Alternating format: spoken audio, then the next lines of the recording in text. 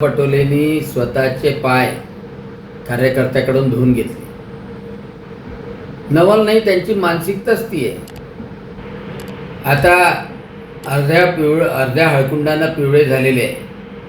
थोड्याशा जागा आल्या तर डोक्यामध्ये मस्ती गेली आणि एका साध्या कार्यकर्त्याकडून स्वतःचे पाय धुवून घेणं म्हणजे मी खूप मोठा आहे, सम्राट आहे आणि मी सगळं जग जिंकलं, अशा मानसिकतेमधून नाना पटोलेनं नेहमीप्रमाणे उद्दामपणा दाखवला आहे. एक सामान्य कार्यकर्ता म्हणून मी अशा गोष्टीचा तर निषेध करतोच आणि या लोकांची खरोखर मस्ती जिरवल्याशिवाय उपाय नाही. कारण सामान्य माणसाला कचऱ्यासारखं समजतात.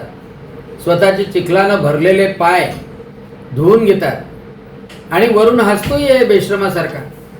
आणि त्याच्यामुळं या नाना पटोलेला जिथे जिथे जाईल त्याला चिखलात लोळवणं जास्त महत्त्वाचं आहे. आणि म्हणून त्यासाठी म्हणजे कुठं कुठं धुवून घेईल हे त्याला माहीत पडेल.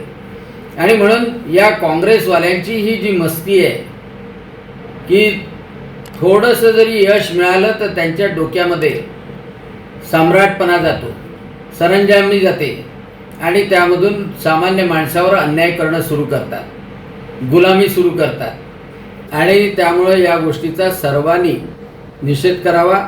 आम्ही भारतीय जनता पक्षातर्फे आम्ही सर्वजण नाना पटोलेला चिखल लावून निषेध करणार आहे.